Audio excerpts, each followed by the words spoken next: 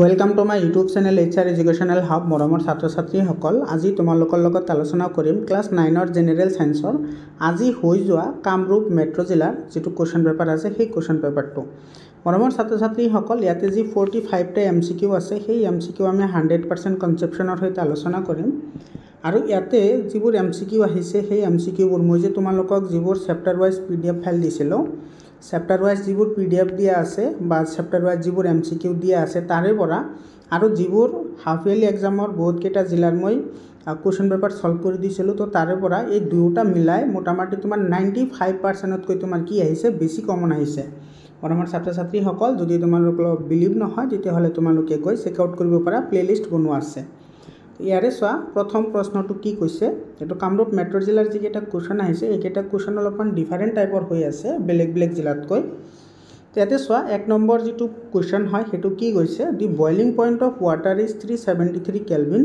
Express 373 kelvin in Celsius scale এতে পানীৰ উতলাংক হৈছে 373 কেলভিন আৰু এই 373 কেলভিনক যদি আমি সেলসিয়াছত প্ৰকাশ কৰো তেতিয়া হলে আমাৰ কিমান হ'ব আমি সকলে জানো সো 373 এটো কেলভিনৰ পৰা সেলসিয়াছত নিবলৈ হলে 273 মাইনাস কৰিব লাগে তেতে তুমি মাইনাস কৰি দিয়া 3 ৰ পৰা 3 গলে 0 7 ৰ পৰা 7 গলে 0 আৰু 3 ৰ পৰা 2 গলে 1 মানে এটো হ'ব তোমাৰ 100 ডিগ্ৰী সেলসিয়াস তো এ নম্বৰ অপশনটো সি নম্বৰ অপশনটো তোমাৰ কি হয় কাৰেক্ট অপশন হয় দুই নম্বৰ প্ৰশ্নটো চা কি কৈছে why do gases exhibit high rate of diffusion মানে গেছবোৰে ব্যাপনৰ হাৰ বহুত বেছি হয় কিহৰ কাৰণে বেছি হয় কাৰণ গেছবোৰৰ যিবোৰ কণিকা আছে কণিকাবোৰৰ মাজৰ যেটো ব্যৱধান হেতু বহুত বেছি হয় আৰু ইহতৰ মাজৰ আকৰ্ষণ বল অতি কম হয় গতিকে এৰে সাইটো ডি নম্বৰ অপশনত আছে তো এটো ডি নম্বৰ অপশনটো কি হ'ব কাৰেক্ট হ'ব কোৱেশ্চনটো চা কি কৈছে which of the following is not true about evaporation মানে বাষ্পীভৱনৰ ক্ষেত্ৰত তলৰ কোনটো সত্য নহয় এতে সোৱা ই তৰলৰ পৃষ্ঠত সংঘটিত হয় এটো তোমাৰ কাৰেক্ট হয় it take place at the surface of liquid এটো তোমাৰ কাৰেক্ট হয় বি নম্বৰ যেটো অপশন দিছে হেতু কি কৈছে সোৱা it is a slow process এটো এটা লেহেমিয়া প্ৰক্ৰিয়া এটো শুদ্ধ হয় it take place at any temperature below the boiling point of a liquid মানে তোমাৰ ই তৰলৰ উতলাংকৰ তলৰ যিকোনো উষ্ণতাতে সংঘটিত হয় এটো কাৰেক্ট হয় আৰু it take place throughout the mass of the liquid ই তৰলৰ ভৰৰ সকলোতে সংঘটিত হয় তো সা আমাৰ যেটো বাষ্পীভৱন আছে বাষ্পীভৱনটো তোমাৰ পদাৰ্থৰ ভৰৰ লগত কোনো সম্পৰ্ক নাথাকে তেৰে তোমাৰ ডি নম্বৰ অপশনটো তোমাৰ কি হ'ব কাৰেক্ট হ'ব D number option correct option হয় 4 নম্বৰ কোৱেশ্চন সা 4 নম্বৰ কোৱেশ্চনত কি কৈছে which one is the correct matching of column 1 and column 2 এটো স্তম্ভ 1 আৰু স্তম্ভ 2 মিলোৱা শুদ্ধ ক্ৰমটো বাছি লোৱা এতে তুমি মিলাব লাগে এতে সোৱা প্ৰথমটো তোমাৰ কি দিছে গ্যাসৰ ঘনীভৱন যেতিয়া গ্যাস ঘনীভৱন হয় তেতিয়া হলে এটো তোমাৰ কি হয় জুলিয়া হয় তো এটো আহিব আৰৰ লগত গোটা বস্তুৰ যদি ঊৰ্ধ্বপাতন হয় হেতু ডাইৰেক্টলি কি হৈ যায় গ্যাস হৈ যায় জুলিয়া বস্তুৰ যদি স্ফটিকীকৰণ হয় তেতিয়া হলে হেতু তোমাৰ কি হৈ যাব হেতু গোটা হৈ যাব আৰু জুলিয়া পদাৰ্থ ভাব হলে হেতু বাষ্পীভৱন বুলি কোৱা হয় তো তোমাৰ এক নম্বৰটো আহিব আৰৰ লগত দুই নম্বৰটো আহিব তোমাৰ পিৰ লগত তিনি নম্বৰটো আহিব এছৰ লগত আৰু চাৰি নম্বৰটো আহিব কিউৰ লগত মানে আৰ পি এছ কিউ কোনটো অপশনত আছে সোৱা আৰ পি এছ কিউ এটো তোমাৰ ডি নম্বৰ অপশনত আছে তেৰে ডি নম্বৰ অপশনটো তোমাৰ কি হ'ব কাৰেক্ট অপশন হ'ব 5 নম্বৰ কোৱেশ্চনটো সোৱা কি কৈছে এতে সোৱা এটো আমাৰ তিনিটা বস্তু দিয়া আছে x y আৰু z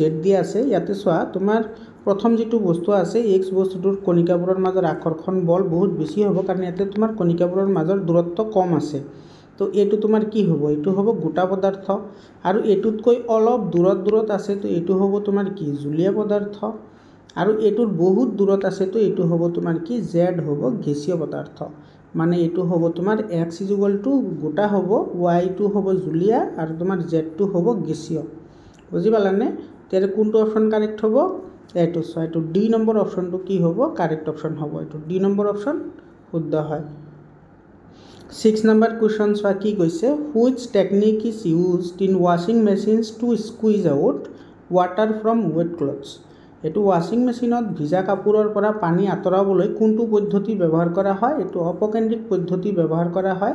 অপকেন্দ্ৰিক পদ্ধতি ব্যৱহাৰ কৰিলে কাপোৰত থকা যিখিনি পানী আছে এইটো স্পীডত ঘূৰিলে পানীখিনি তোমাৰ ছিটিকি বাহিৰত ওলাই যায়। তেতিয়া বি নম্বৰ অপশ্যন কাৰেক্ট হয়। 7 নম্বৰ কুৱেশ্যন চোৱা কি কৈছে, a solution in which a maximum amount of solute is dissolve at a particular temperature is known as. এটা দ্ৰৱ আছে য'ত এটা বিশেষ উষ্ণতাত সৰ্বোচ্চ পৰিমাণৰ দ্ৰব্য দ্ৰৱীভূত কৰা হয়, তাক কি বুলি কোৱা হয়? সংপৃক্ত দ্ৰৱ বুলি কোৱা হয়। তেতিয়া 7 নম্বৰটোৰ তোমাৰ এ নম্বৰ অপশ্যনটো কি হ'ব? কাৰেক্ট অপশ্যন হ'ব। 8 নম্বৰ কুৱেশ্যনটোত কি কৈছে চোৱা, which of the following is an application of ক্ৰমেটোগ্ৰাফি।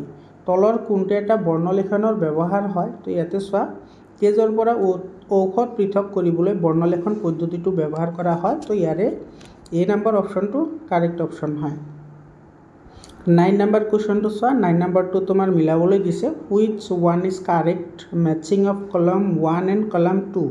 স্তম্ভ 1 আৰু স্তম্ভ 2ৰ লগত আমাৰ মিলাবলৈ দিছে। ইয়াতে চোৱা, বাটাৰ ফ্ৰম কাৰ্ড, এইটো আমি কি কৰোঁ? এইটো চেন্ট্ৰিফিউগেশ্যন, মানে তোমাৰ এইটো আহিব, এইটো অপকেন্দ্ৰিক পদ্ধতি। তো এইটো তোমাৰ আহিব এছৰ লগত। Sodium chloride from its solution in water, এইটো যদি নিমখৰ যিটো কণিকা থাকে সেইবোৰ নিমখৰ পানীৰ পৰা আহৰণ কৰা যিটো পদ্ধতি সেইটো হৈছে তোমাৰ ইভাপৰেশ্যন, মানে সেইটো আহিব পিৰ লগত। টি লিভছ ফ্ৰম টি, মানে তোমাৰ চাহৰ পৰা চাহপাত যিটো কি কৰা সেইটো তোমাৰ কি বুলি কয়? ফিল্ট্ৰেশ্যন। তো 3 নম্বৰটো আহিব তোমাৰ কিউৰ লগত। আৰু কেম্ফৰ ফ্ৰম সল্ট, এইটো তোমাৰ কি বুলি ক'ব? ছাবলিমেশ্যন বুলি ক'ব। এইটো তোমাৰ কোৰবোৰৰ পৰা নিমখ আহৰণ কৰা পদ্ধতিটো ছাবলিমেশ্যন হয় বা ঊৰ্ধ্বপাতন হয়। এইটো আহিব আৰৰ লগত। তেতিয়া আহিল SPQR। চোৱা, এইটো কি আছে? SPQR ক'ত আছে? SPQR এইটো চোৱা এ নম্বৰ অপশ্যনত আছে। গতিকে তোমাৰ এ নম্বৰ অপশ্যনটো তোমাৰ কি হ'ব? শুদ্ধ উত্তৰ হ'ব। 10 নম্বৰ কুৱেশ্যনটো চোৱা, 10 নম্বৰ কুৱেশ্যনত কি কৈছে, ক্ৰম'জমছ are made up of. Chromosome গঠিত হয়, ক্ৰম'জম কিহৰ দ্বাৰা গঠিত? DNA আৰু প্ৰটিনৰ দ্বাৰা গঠিত হয়। তো ইয়াৰে চি নম্বৰ অপশ্যনটো কাৰেক্ট অপশ্যন হয়। ইয়াৰ পিছত 11 নম্বৰ কুৱেশ্যনটোত কি কৈছে চোৱা, cancer is a disease caused by the uncontrolled growth of tissues, which type of disease is cancer. Cancer হ'ল কোষৰ অনিয়ন্ত্ৰিত বৃদ্ধিৰ ফলত হোৱা ৰোগ। কেঞ্চাৰ কি ধৰণৰ ৰোগ হয়? কেঞ্চাৰ এটা ক্ৰনিক বেমাৰ হয়। ক্ৰনিক বেমাৰ মানে সেইবোৰ বেমাৰ যিবোৰ বেমাৰ তোমাৰ হওঁতেও বহুত টাইম লাগে আৰু এইবোৰৰ পৰা হাত সাৰিবলৈও বহুত টাইম লাগে, সেইবোৰক ক্ৰনিক বেমাৰ বুলি কোৱা হয়। তো ইয়াৰে শুদ্ধ উত্তৰটো আহিব ডি নম্বৰটো, ক্ৰনিক বেমাৰ। 12 নম্বৰ কুৱেশ্যনটোত কি কৈছে চোৱা, a person met with an accident in which 2 long bones of the hand were dislocated, which among the following may be the possible reason. এটা দুৰ্ঘটনাত এজন মানুহৰ হাত দুডাল দীঘল হাড় স্থানান্তৰিত হ'ল, তলৰ কোনটো হোৱাৰ সম্ভাৱনা আছে? ইয়াতে চোৱা, হাড়ৰ কথা কৈছে। আমি সকলোৱে জানো যিটো তোমাৰ লিগামেণ্ট আছে, লিগামেণ্টে তোমাক কি কৰে? হাড়ক হাড়ৰ লগত জোৰা লগায়। এইটো বোন টু বোন তোমাৰ কি কৰে? জোৰা লগাই ৰাখে। আৰু যিটো টেণ্ডন আছে, টেণ্ডনে তোমাৰ কি কৰে? টেণ্ডনে তোমাৰ যিটো মাংসপেশী আছে, মাংসপেশী মানে মাচল আছে, সেইটো তোমাৰ কি কৰে? বোনৰ লগত জোৰা লগায়। ইয়াতে যিহেতু এক্সিডেণ্ট হয়, হাড় তোমাৰ ডিছলোকেটেডৰ কথা কৈছে, তো ইয়াৰে এনচাৰ আহিব কি? এইটো লিগামেণ্ট শুদ্ধ উত্তৰ হ'ব। ইয়াৰে চি নম্বৰ অপশ্যনটো তোমাৰ কি হ'ব? কাৰেক্ট এনচাৰ আহিব। 13 নম্বৰ কুৱেশ্যন চোৱা, কি কৈছে, given below' A list of different type of মাছলছ in human body. তলত মানুহৰ বিভিন্ন প্ৰকাৰৰ পেশী কলাৰ তালিকা দিয়া হ'ল। এটা দিছে অৰৈখিক পেশী মানে আনষ্টেটেড মাছলছ, 2 নম্বৰ দিছে ষ্টেটেড মাছলছ বা ৰৈখিক পেশী, 3 নম্বৰত কাৰ্ডিয়েক বা হৃদপেশী, আৰু 4 নম্বৰত দিছে স্কেলেটেড মানে কংকাল পেশী। এতিয়া আমাৰ প্ৰশ্নটোত কি কৈছে চোৱা, which of the above mentioned muscles are termed ইনভলণ্টাৰী।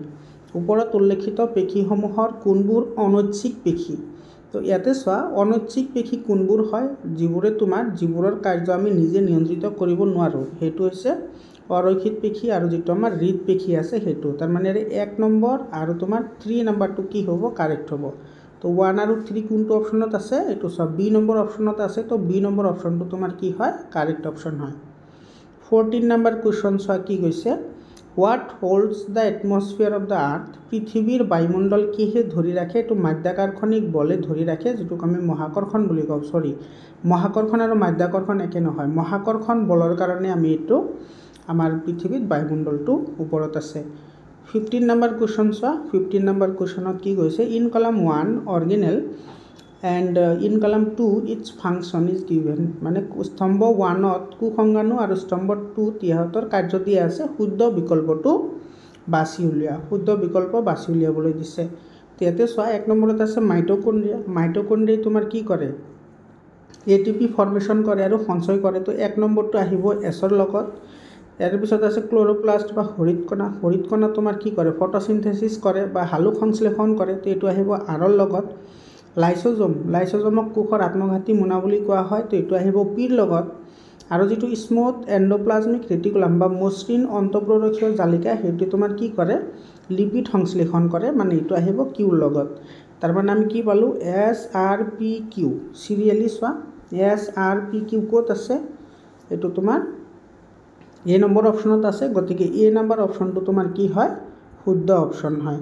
বুজি পালানে? ইয়াৰ পিছত 16 নম্বৰ কুৱেশ্যন চোৱা।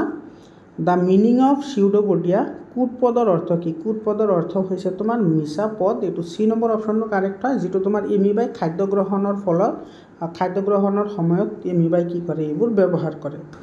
17 নম্বৰ কুৱেশ্যনত কি কৈছে চোৱা, which of the following tissues have the ability to regenerate. তলৰ কোনবিধ কলাৰ পুনৰ্জীৱন ক্ষমতা আছে? এটা হৈছে তোমাৰ এপিথেলিয়েল টিচু বা আচ্ছাদক কলা।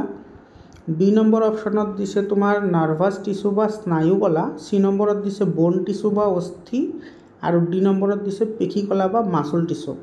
তো ইয়াৰে চোৱা, যিটো তোমাৰ 1 নম্বৰ যিটো আছে, A নম্বৰত যিটো আছে আচ্ছাদক কলা, এইটোও তোমাৰ কি কৰিব পাৰে, পুনৰ্জীৱনৰ ক্ষমতা আছে। আৰু যিটো তোমাৰ বন অস্থি, সেইটোৰো তোমাৰ পুনৰ্জীৱনৰ ক্ষমতা আছে। মানে A আৰু Cটো আমাৰ শুদ্ধ হয়। তো A আৰু C কোনটো অপশ্যনত আছে, এইটো C নম্বৰ অপশ্যনত আছে। তো C নম্বৰ অপশ্যনটো কাৰেক্ট অপশ্যন হয়। 18 নম্বৰ কুৱেশ্যনটোত কি কৈছে চোৱা, which of the following characteristics of sclerenchyma tissue is not correct. তলৰ কোনটো বৈশিষ্ট্যই স্ক্লেৰেনকাইমা কলাৰ ক্ষেত্ৰত ভুল। স্ক্লেৰেনকাইমা কলাই মানে কোনটো কাৰ্য নকৰে বা কোনটো শুদ্ধ নহয়। এইটো চোৱা, চেল চেপ থিক চেলুৱাল, মানে কুকবেৰ ডাঠ কুকবেৰ থাকে, কুকবোৰৰ ডাঠ কুকবেৰ থাকে, এইটো শুদ্ধ হয়। Cells of this tissue are dead, মানে এই কলাৰ কুকবোৰ হৈছে মৃত, এইটোও কাৰেক্ট হয়। It provides flexibility to plant parts, এইটো উদ্ভিদক স্থিতিস্থাপকতা প্ৰদান কৰে। এইটো আমাৰ কি হয়, এইটো তোমাৰ ইনকাৰেক্ট ষ্টেটমেণ্ট হয়। কাৰণ তোমাৰ উদ্ভিদৰ স্থিতিস্থাপকতা প্ৰদান কৰে কলেনকাইমা কলাই। কলেনকাইমা কলাইহে তোমাৰ কি কৰে, স্থিতিস্থাপক গুণটো প্ৰদান কৰে। তো আমাৰ এইটো C নম্বৰ অপশ্যনটো ভুল হয়। It provides mechanical support to the plant, উদ্ভিদক দৃঢ়তা প্ৰদান কৰে, এইটো তোমাৰ কি হয়, কাৰেক্ট হয়। তো আমাৰ C নম্বৰ অপশ্যনটো ইনকাৰেক্ট হয়। তো আমাৰ ভুলটো ওলাবলৈ দিছিল, তাৰমানে আমাৰ এইটো C নম্বৰ অপশ্যনটো কি হ'ব, কাৰেক্ট অপশ্যন হ'ব। 19 নম্বৰ কুৱেশ্যন চোৱা। 19 নম্বৰ কুৱেশ্যনত কি কৈছে, ইয়াতে which of these statement is or are true. তলৰ কোনবোৰ উক্তি শুদ্ধ হয়। ইয়াতে কি কৈছে চোৱা, the area available for cellular functions in a prokaryotic cell is less than that in a eukaryotic cell. তাৰমানে প্ৰকোষ কেন্দ্ৰীয় কোষবোৰৰ কোষীয় কাৰ্যৰ বাবে সংকোষ কেন্দ্ৰীয় কোষবোৰতকৈ কম পৃষ্ঠকালি থাকে। এইটো তোমাৰ কি হয়, শুদ্ধ হয়। 2 নম্বৰ ষ্টেটমেণ্ট চোৱা। 2 নম্বৰ ষ্টেটমেণ্টত কি কৈছে, eukaryotic cell have more than 1 chromosome, on the other hand prokaryotic cell have only 1 chromosome. সংকোষ কেন্দ্ৰীয় কোষবোৰত এডালতকৈ বেছি ক্ৰম'জম থাকে, আনহাতে প্ৰকোষ কেন্দ্ৰীয় কোষত মাত্ৰ এডাল ক্ৰম'জম থাকে। এইটো তোমাৰ কি হয়, কাৰেক্ট ষ্টেটমেণ্ট হয়। 3 নম্বৰটো চোৱা, prokaryotic cell have defined nuclear region like eukaryotic cell, এইটো তোমাৰ ইনকাৰেক্ট হয়। কাৰণ তোমাৰ প্ৰকোষ কেন্দ্ৰীয় কোষবোৰৰ সংকোষ কেন্দ্ৰীয় কোষৰ দৰে সুসংগঠিত কেন্দ্ৰ অঞ্চল নাথাকে। ইয়াতে থাকে বুলি কৈছে, কিন্তু ইয়াতে নাথাকে হ'ব লাগিছিল, তেতিয়াহ'লে শুদ্ধ হ'লে হয়। তো আমাৰ 3 নম্বৰ অপশ্যনটো আমি কি পালোঁ, ইনকাৰেক্ট পালোঁ। 4 নম্বৰ অপশ্যনটো কি কৈছে চোৱা, eukaryotic cell show' various membrane bound organelles while prokaryotic cell have no' membrane bound organelles. মানে সংকোষ কেন্দ্ৰীয় কোষবোৰৰ আৱৰণীযুক্ত কোষ অংগাণু থাকে যদিও প্ৰকোষ কেন্দ্ৰীয় কোষবোৰৰ নাথাকে। এইটো কাৰেক্ট হয়। তাৰ মানে আমি কি পালোঁ 1 2 আৰু 4 কি পালোঁ 1 2 আৰু 4 ষ্টেটমেণ্ট কাৰেক্ট পালোঁ। এইটো ডি নম্বৰ অপশ্যনত আছে, গতিকে তোমাৰ ডি নম্বৰ অপশ্যনটো কি হ'ব কাৰেক্ট হ'ব। বুজি পালানে? 20 নম্বৰ কুৱেশ্যন চোৱা। 20 নম্বৰ কুৱেশ্যনত কি কৈছে ইয়াতে তোমাৰ মেটছ দ্য ফলোয়িং, এইটো আমাৰ মিলাবলৈ দিছে। ইয়াতে চোৱা কি কৈছে থিক ৱাল্ড লিগনিফাইড চেল, লিগনিনেৰে গঠিত ডাঠ কোষবেৰ এইটো কাৰ আছে? এইটো আছে তোমাৰ স্ক্লেৰেনকাইমা কলাৰ আছে। তো এইটো এ নম্বৰৰ লগত মিলিব, 1 নম্বৰৰ লগত মিলিব। ফাউণ্ড ইন দ্য আউটাৰমোষ্ট লেয়াৰ, বাহ্যিক আৱৰণত পোৱা যায়, সেইটো হৈছে এপিথেলিয়েল টিচু বা আচ্ছাদক কলা। তো এইটো আহিব 2 নম্বৰৰ লগত। কণ্ডাক্টছ ৱাটাৰ ইন প্লেণ্টছ, উদ্ভিদ দেহত পানীৰ প্ৰৱাহ কৰে কোনে? জাইলেম কলাই। তো এইটো আহিব 3 নম্বৰৰ লগত। 4 নম্বৰত আছে তোমাৰ স্পেচিয়েলাইজড ফৰ ফটোচিনথেচিছ, সালোক সংশ্লেষণৰ বাবে বিশেষত্ব কৰা হৈছে, এইটো হৈছে পেৰেনকাইমা। মানে তোমাৰ এই গোটেইকেইটা চিধাই মিলিব। তো ইয়াতে আহিব 1 2 3 4 চিৰিয়েলি আহিব। তো 1 2 3 4 কোনটো অপশ্যনত আছে? এইটো চোৱা এ নম্বৰ অপশ্যনত আছে। তো এ নম্বৰ অপশ্যনটো কি হ'ব কাৰেক্ট অপশ্যন হ'ব। 21 নম্বৰ কুৱেশ্যনটোত কি কৈছে চোৱা which of the following chemicals is the most responsible for the depletion of ozone layer, তলত দিয়া কোনটো ৰাসায়নিক পদাৰ্থ অজন স্তৰ হ্ৰাসৰ বাবে দায়ী হয়? সেইটো হৈছে তোমাৰ CFC বা ক্ল'ৰ'ফ্ল'ৰ'কাৰ্বন। এইটো তোমাৰ বেছিকৈ কি কৰে অজন স্তৰ ক্ষয় কৰে। 22 নম্বৰ কুৱেশ্যনটো চোৱা কি কৈছে Geeta was asked to prepare a temporary amount of onion peel and list the steps. While writing, she wrote the following steps which may not be in proper sequence. গীতাক পিঁয়াজৰ বাকলিৰ স্লাইড প্ৰস্তুত কৰি স্তৰসমূহ তালিকাভুক্ত কৰিবলৈ দিয়া হৈছিল। তাই তলৰ স্তৰসমূহ লিখিছিল। স্তৰসমূহৰ ক্ৰমটো শুদ্ধ নহ'বও পাৰে। তো ইয়াতে তোমাৰ যিকেইটা ক্ৰম দিয়া আছে সেই ক্ৰমকেইটা তুমি কি কৰিব লাগিব শুদ্ধ বনাব লাগিব। তো পিঁয়াজৰ বাকলিৰ যদি আমাৰ স্লাইড বনাব লাগে সৰ্বপ্ৰথম আমি কি কৰিব লাগিব পিঁয়াজৰ বাকলিৰ টুকুৰাটো এৰুৱাই ল'ব লাগিব। তো এইটো আহিব আমাৰ 1 নম্বৰ কাৰ্য। তাৰপিছত সেইটো আমি কি কৰিম যিটো বাকলি থাকিব সেইটো পানীৰ গ্লাছ থকা এটা বাটিত আমি কি কৰিম ডুবাই ৰাখিম। তো এইটো আহিব তাৰ পিছৰ কাম হয়নে? আৰু তাৰপিছত আমি কি কৰিম এইটো এইফালে চোৱা এইটো 5 নম্বৰ কুৱেশ্যনত কি কৈছে এইটো আহিব চোৱা স্লাইডত এটোপাল পানী লৈ পিঁয়াজৰ বাকলি এটুকুৰা এইটো তোমাৰ বাটিৰ পৰা স্লাইডত লোৱা হ'ল। তাৰপিছত আমি কি কৰিম এইটো কভাৰ স্লিপেৰে আমি স্লাইডখন ঢাকি দিম। তাৰপিছত আহিব 2 নম্বৰ আৰু একেবাৰে শেষত আহিব এইটো 6 নম্বৰ। একেবাৰে শেষত তোমাৰ 6 নম্বৰ আহিব। এইটো অনুবীক্ষণ যন্ত্ৰৰ সহায়ত স্লাইডখন নিৰীক্ষণ কৰা হ'ল। তো ইয়াৰে তোমাৰ কোনটো অপশ্যনৰ লগত মিলিছে সেইটো তোমাৰ চব বি নম্বৰ অপশ্যনৰ লগত মিলিছে। তো বি নম্বৰ অপশ্যনটো কাৰেক্ট অপশ্যন হয়। 23 নম্বৰ কুৱেশ্যনত কি কৈছে চোৱা which of the following diagram shows the graph of an object moving with constant velocity speed, তলৰ কোনডাল লেখে সুষম বেগেৰে গতি কৰি থকা বস্তু এটাৰ গতি বুজাইছে। তো ইয়াৰে তোমাৰ এ নম্বৰ অপশ্যনটো কি হ'ব কাৰেক্ট হ'ব। মৰমৰ ছাত্ৰ ছাত্ৰীসকল তোমালোকৰ কিমানটা কাৰেক্ট হ'ল তোমালোকে কমেণ্ট কৰি জনোৱা। আৰু তোমালোকৰ জিলাত যদি হাফ ইয়াৰলি এক্সাম হৈ গৈছে তেতিয়াহ'লে তোমালোকে 7028282467 এইটো নম্বৰত তোমালোকে কুৱেশ্যন পেপাৰকেইটা পঠাই দিয়া ছায়েন্স আৰু মেথছৰ। মই সেইবোৰ সলভ কৰি তোমালোকক দি দিম। আৰু যদি তোমালোকৰ বেলেগ জিলাৰ PDF ফাইল লাগে তেতিয়াহ'লে তোমালোকে এইটো নম্বৰত হোৱাটছআপ কৰিবা, বেলেগ জিলাৰ PDFবোৰ পাই যাবা। ইয়াৰ পিছত 24 নম্বৰ কুৱেশ্যনত কি কৈছে চোৱা the SI unit of speed and velocity is, দ্ৰুতি আৰু বেগৰ SI একক কি হ'ব? ইয়াতে চোৱা দ্ৰুতি আৰু বেগৰ SI একক দুয়োটা একেই হয়, সেইকাৰণে তোমাৰ দুয়োটা একেলগে দি দিছে। তো এইটোৰ SI একক হৈছে মিটাৰ পাৰ ছেকেণ্ড। তো চি নম্বৰ অপশ্যনটো কাৰেক্ট অপশ্যন হয়। 25 নম্বৰ কুৱেশ্যনটো চোৱা কি কৈছে ইজি কুৱেশ্যন হয় what is measured by the odometer of a vehicle, motor গাড়ীৰ অডোমিটাৰে কি জোখে? এইটো তোমাৰ অতিক্ৰম কৰা দূৰত্ব জোখে, ডিষ্টেঞ্চ ট্ৰেভেলড। এইটো তোমাৰ চি নম্বৰ অপশ্যনটো কাৰেক্ট অপশ্যন হয়। 26 নম্বৰ কুৱেশ্যন চোৱা এইটো কি কৈছে a runner completes 1 round of the circular track of radius r in t second then his speed v is এজন দৌৰবিদে আৰ ব্যাসাৰ্ধৰ বৃত্তাকাৰ পথ এটাৰে এপাক ঘূৰিবলৈ টি ছেকেণ্ড সময় লয় তেন্তে তেওঁৰ বেগ ভি হ'ব পাৰে। ইয়াতে চোৱা আমাৰ এনেকুৱা এটা সাৰ্কুলাৰ পথ আছে আৰু সেই সাৰ্কুলাৰ পথৰ যিটো ব্যাসাৰ্ধ সেইটো দিয়া আছে আৰ। তো ইয়াতে চোৱা ধৰি লোৱা এই মানুহজনে তোমাৰ এইটো কি কৰি আছে এনেকৈ ঘূৰি আছে। তো এপাক ঘূৰোতে সময় লয় তোমাৰ টি, এপাক ঘূৰোতে সময় লয় টি, আৰু এইটো চোৱা এপাক ঘূৰোতে কিমান দূৰত্ব গ'ল, এইটো বৃত্তৰ পৰিধিৰ সমান গ'ল আৰু বৃত্তৰ পৰিধি কি হয় 2πr। আৰু যিহেতু তোমাৰ এইটো ইয়াতে তোমাৰ বেগ ওলাবলৈ দিছে, তো এইটো কি হ'ব ভি ইকুৱেল টু কি আছিল অতিক্ৰম কৰা মুঠ দূৰত্ব ডিভাইডেড বাই সময় আছিল। তো অতিক্ৰম কৰা মুঠ দূৰত্ব কিমান আহিল 2πr আহিল ডিভাইডেড বাই টি, মানে এইটো তোমাৰ বি নম্বৰ অপশ্যনটো তোমাৰ কি হ'ব কাৰেক্ট অপশ্যন হ'ব। এইটো বি নম্বৰ অপশ্যন। বুজি পালানে মৰমৰ ছাত্ৰ ছাত্ৰীসকল? তোমাৰ কিমানটা কাৰেক্ট হ'ল তুমি মোক কমেণ্ট কৰি জনোৱা।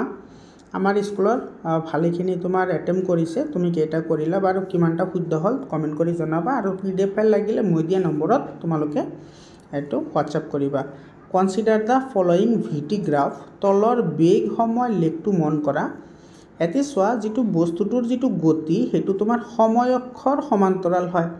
সময় অক্ষৰ সমান্তৰাল মানে কি তোমাৰ সেই বস্তুটো তোমাৰ কি কৰি আছে সময়টো পাৰ হৈছে কিন্তু ইয়াৰ বেগটো কিন্তু বৃদ্ধি হোৱা নাই। বেগ বৃদ্ধি হোৱা নাই। আৰু বেগ বৃদ্ধি কেতিয়া হয় যেতিয়া তোমাৰ বস্তুটোৱে লৰচৰ কৰে। লৰচৰ কৰে মানে কি বেগ বাঢ়িব, আৰু বেগ বাঢ়িলে তোমাৰ টাইমো বাঢ়িব। কিন্তু ইয়াতে অনলি টাইমটো বাঢ়ি গৈছে কিন্তু বেগটো বাঢ়া নাই, এইটো সমান্তৰাল হৈ আছে। তাৰ মানে বস্তুটো কি কৰি আছে এটা ঠাইত ৰৈ আছে, মানে বস্তুটো কি হ'ব স্থিতিশীল অৱস্থাত থাকিব। ইয়াতে কি কৈছে চোৱা which of the following can be inferred from the above graph. এই গ্ৰাফটোৰ সম্পৰ্কে আমাৰ কোনটো উক্তি শুদ্ধ হ'ব? তো ইয়াৰে বি নম্বৰ উক্তিটো শুদ্ধ হ'ব। The body is at rest. বস্তুটো স্থিতিশীল অৱস্থাত আছে। B number option correct option হয়। 28 নম্বৰ কুৱেশ্যন ইজি কুৱেশ্যন হয়। এইটো মেটছ দ্য ফলোয়িং, তলৰবোৰ মিলোৱা। এতিয়া চোৱা স্পীড দ্ৰুতিৰ এছআই একক হৈছে মিটাৰ পাৰ ছেকেণ্ড, তো এইটো আহিব আৰৰ লগত। হৰণৰ এছআই একক হৈছে মিটাৰ, এইটো আহিব তোমাৰ কিউৰ লগত। আৰু ত্বৰণৰ এছআই একক বা এক্সিলাৰেশ্যনৰ এছআই একক হৈছে মিটাৰ পাৰ ছেকেণ্ড স্কুৱেৰ, এইটো আহিব পিৰ লগত। মানে আৰ কিউ পি কোনটো অপশ্যনত আছে আৰ কিউ পি, এইটো বি নম্বৰ অপশ্যনত আছে। তো বি নম্বৰ অপশ্যনটো কাৰেক্ট অপশ্যন হয়। 29 নম্বৰ কুৱেশ্যন চোৱা কি কৈছে the SI unit of force. ইয়াতে চোৱা বলৰ এছআই একক সুধিছে। বলৰ এছআই একক কি আমি সকলোৱে জানো বলৰ এছআই একক হৈছে নিউটন।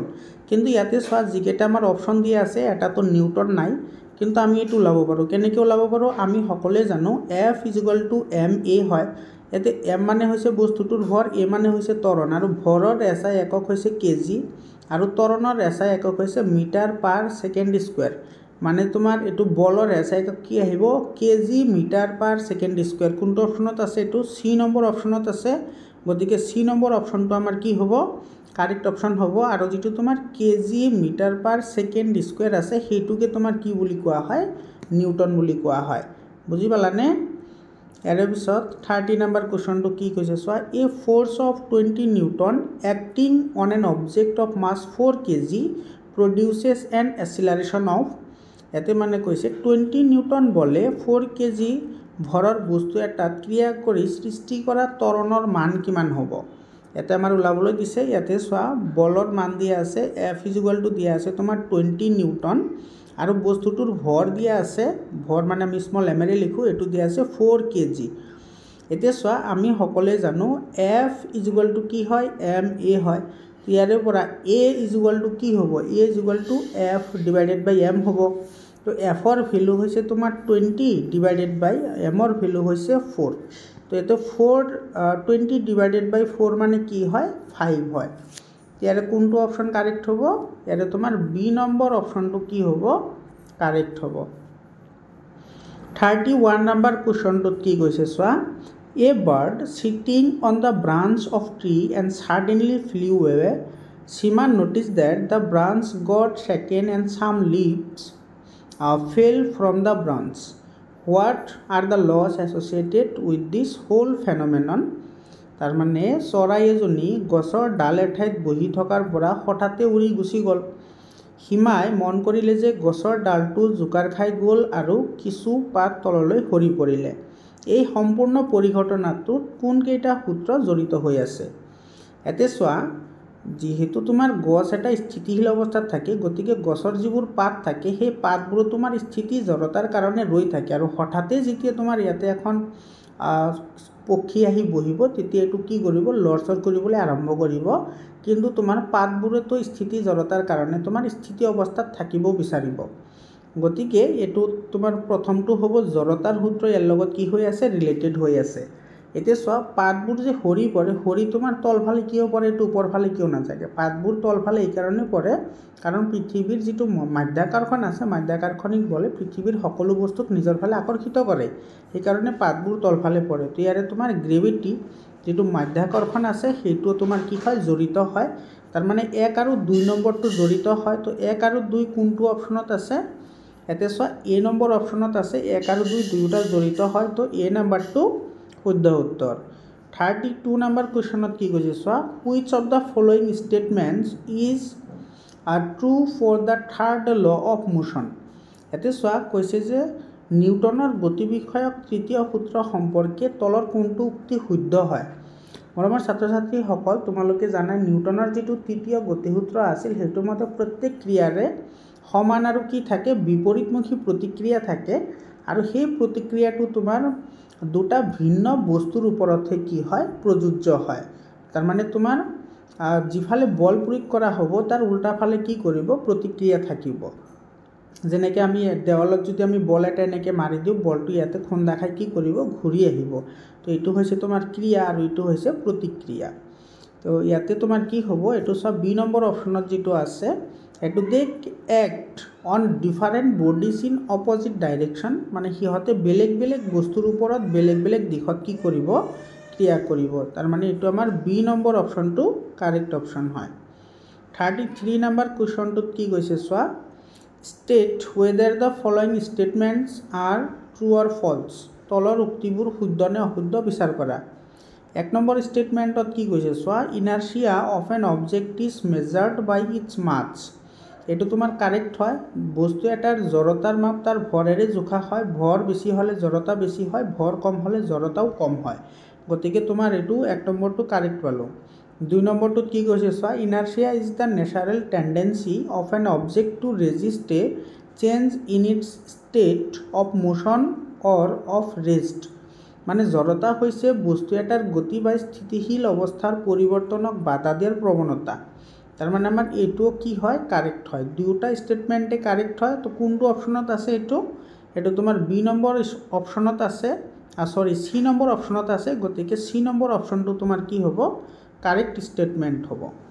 34 নম্বৰ কোৱেশ্চনটো কি কৈছে চোৱা the SI unit of momentum ভৰবেগৰ এসআই একক কি আমি সকলোৱে জানো ভৰবেগ p = কি হয় mv হয় ভৰবেগ হৈছে বস্তুটোৰ ভৰ আৰু বেগৰ পূৰণফল তেতে চোৱা m মানে হৈছে বস্তুটোৰ ভৰ ভৰৰ এসআই একক হৈছে তোমাৰ কি কেজি আৰু v মানে হৈছে বেগ বেগৰ এসআই একক হৈছে মিটাৰ পাৰ সেকেন্ড তাৰ মানে তোমাৰ এটো ভৰবেগৰ এসআই একক হ'ব তোমাৰ কেজি মিটাৰ পাৰ সেকেন্ড এটো কোনটো অপচনত আছে এটো বি নম্বৰ অপচনত আছে তেৰে বি নম্বৰ অপচনটো কাৰেক্ট হয় ইয়াৰ পিছত এটো চোৱা তোমাৰ এছাৰশন আৰু ৰিজনিংৰ কোৱেশ্চন দিছে এছাৰশন আৰু ৰিজনিংৰ কোৱেশ্চন কেটা আৰু ৰিজনিংৰ কোৱেশ্চন কেটাত কি কৈছে চোৱা এছাৰশনৰ যেটো 35 নম্বৰ যেটো কোৱেশ্চন আছে হেতু তোমাৰ কি কৈছে নিশ্চয়ক্তিত কি দিছে চোৱা এছাৰশনত দিছে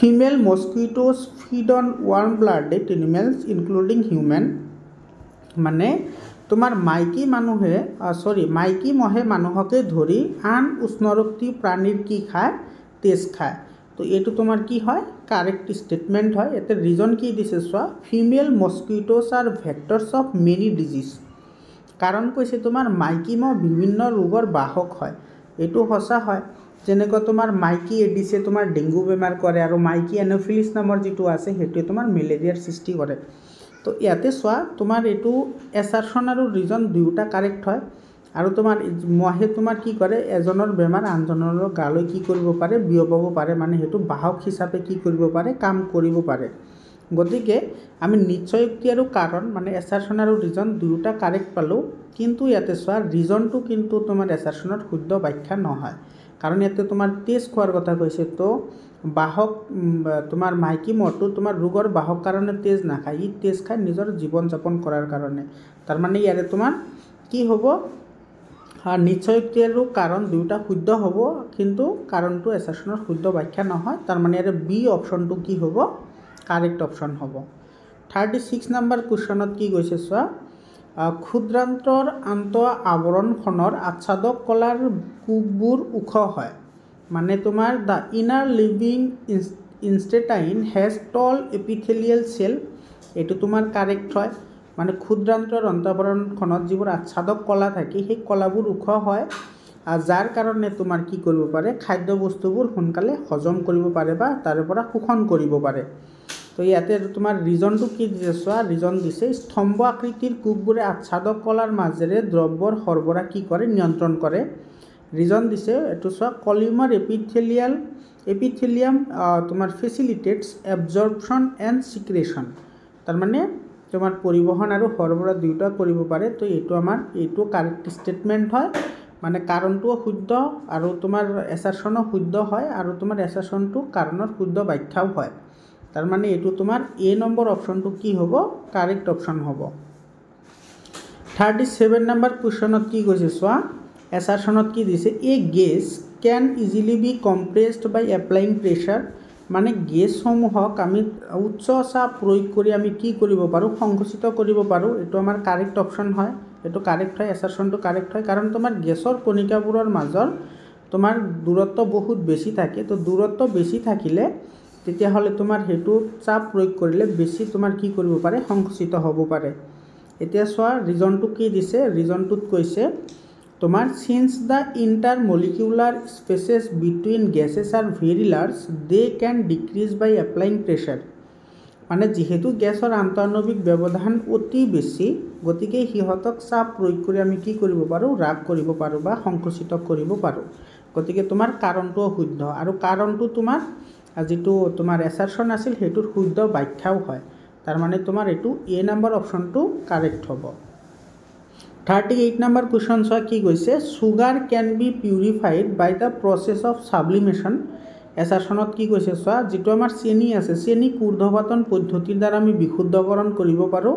এইটো তোমাৰ ইনকাৰেক্ট অপশ্যন হয়, কাৰণ তোমাৰ চেনি উদ্বায়ী পদাৰ্থ নহয়, উদ্বায়ী পদাৰ্থ হ'লেহে আমি ঊৰ্ধ্বপাতন পদ্ধতিটো ব্যৱহাৰ কৰিব পাৰোঁ। চেনি এটা গোটা পদাৰ্থ হয়, ক্ৰিষ্টেলাইজেশ্যন মেথডৰ সহায়ত বা তোমাৰ ইভাপৰেশ্যন মেথডৰ সহায়তে আমি কি কৰিব পাৰোঁ তাক বিশুদ্ধ কৰিব পাৰোঁ। তো আমাৰ এছাৰশ্যনটো ভুল হয়, আৰু ৰিজনটো কি দিছে চোৱা, গেছৰ সংকোচন ক্ষমতা অধিক, এইটো তোমাৰ কি হয় শুদ্ধ হয়। তো তোমাৰ এছাৰশ্যন ভুল আৰু ৰিজনটো শুদ্ধ কোনটো অপশ্যনত আছে, এইটো তোমাৰ ডি নম্বৰ অপশ্যনত আছে, গতিকে ডি নম্বৰ অপশ্যনটো কাৰেক্ট অপশ্যন আহিব।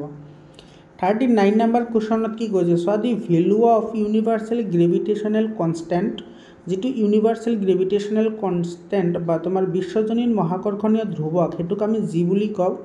এইটোৰ মান কিমান হয়, এইটোৰ মান হৈছে 6.673 × 10⁻⁻11, এইফালে আহিব নিউটন মিটাৰ স্কুৱেৰ আৰু ইফালে আহিব পাৰ কেজি স্কুৱেৰ।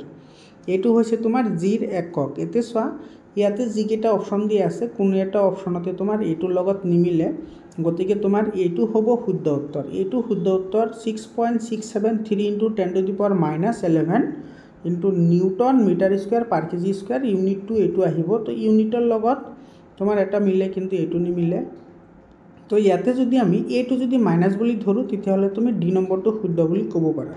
40 নম্বৰ কুৱেশ্যনটো চোৱা কি কৈছে, the weight of an object is 18 newton on the surface of the earth, what will be its weight on the surface of the moon. পৃথিৱী পৃষ্ঠত বস্তু এটাৰ ওজন দি আছে 18 নিউটন, আৰু চন্দ্ৰপৃষ্ঠত বস্তুটোৰ ওজন কিমান হ'ব। আমি সকলোৱে জানো কোনো এটা বস্তুৰ তোমাৰ যদি পৃথিৱীত যদি 6 গুণ হয় তেতিয়াহ'লে সেইটো চন্দ্ৰত গ'লে কি হৈ যায় 1/6 গুণ হৈ যায়, মানে তোমাৰ 6 গুণ কমি যায়, 1 কি হ'ব 6 গুণ হৈ যাব এইটো যিটো মুনত হ'ব। তাৰমানে পৃথিৱীত কোনো এটা বস্তু যদি 6 কেজি থাকে সেইটো যদি আমি চন্দ্ৰত লৈ যাওঁ সেইটো 1 কেজি হৈ যাব। তো ইয়াতে চোৱা পৃথিৱীত আছে তোমাৰ 18 নিউটন আছে, তেতিয়াহ'লে চন্দ্ৰত কিমান আহিব 18/6 আহিব, মানে তোমাৰ এইটো আহিব 6 1 * 6 আৰু 6 3 * 18 হয়, মানে এইটো আমি কিমান পালোঁ 3 নিউটন পালোঁ। তো D number option correct option হয়। 41 নম্বৰ কুৱেশ্যনত কি কৈছে চোৱা, the mass of an object is 10 kg, what will be its weight on the surface of আৰ্থ।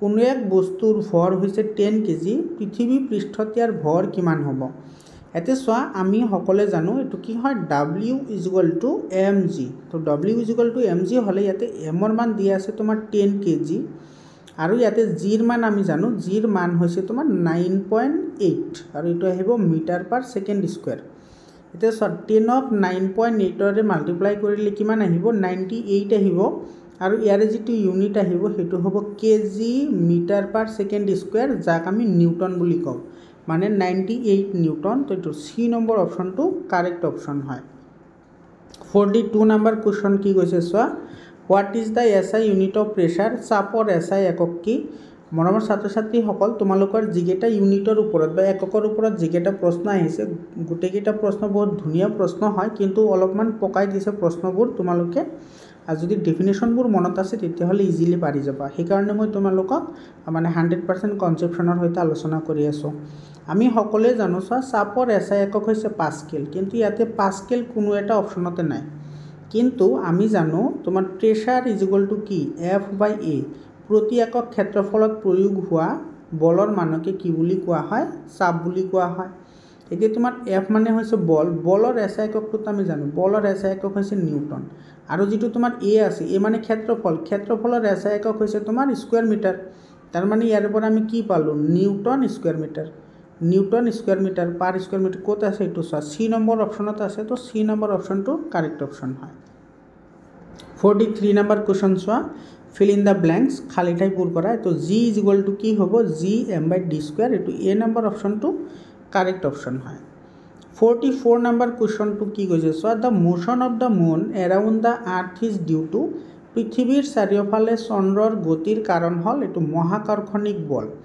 ইয়াতে সোয়া কিছুমানে তোমাৰ সেন্ট্ৰিপেটাল ফোৰ্স বুলি ক'ব পাৰে কিন্তু সেন্ট্ৰিপেটাল ফোৰ্স নহয় সেন্ট্ৰিপেটাল ফোৰ্সটো তোমাৰ সৃষ্টি হয় কিহৰ কাৰণে এটো মহাকৰ্ষণিক বলৰ কাৰণে তোমাৰ অভিকেন্দ্ৰিক বলৰ সৃষ্টি হয় তো ইয়াৰে তোমাৰ কাৰেক্ট অপশন আহিব সি নম্বৰ অপশনটো তোমাৰ কি হ'ব কাৰেক্ট অপশন হ'ব 45 নম্বৰ কোশ্চন আৰু আজিৰ কাৰণে শেষৰ প্ৰশ্ন which method is used to separate the volatile component solvent from its non volatile solute কোনটো পদ্ধতিৰ দ্বাৰা উদ্দায়ী উপাদান যাক আমি দ্ৰাৱক বুলি ক'ব পাৰো এটা কিয়াৰ অনুদ্দায়ী দ্ৰব্যৰ পৰা আমি পৃথক কৰিব পাৰি এটো হৈছে বাষ্পীভৱন পদ্ধতিৰ সহায়ত আমি কি কৰিব পাৰি পৃথক কৰিব পাৰি মৰমৰ ছাত্ৰ ছাত্ৰী সকল তোমালোকৰ কিমানটা কাৰেক্ট হল কমেন্ট কৰি জনোৱা আৰু যদি তোমালোকৰ পিডিএফ ফাইল লাগে তেতিয়াহলে 7002824673 এইটো নম্বৰত তোমালোকে হোৱাটসঅ্যাপ কৰা আৰু তোমালোকৰ জিলাত হৈ গলে সায়েন্স আৰু ম্যাথছৰ এক্সাম যদি হৈ গৈছে তেতিয়াহলে এইটো নম্বৰত তোমালোকে পিডিএফ বনাই কোশ্চেন পেপাৰবোৰ পঠাই দিয়া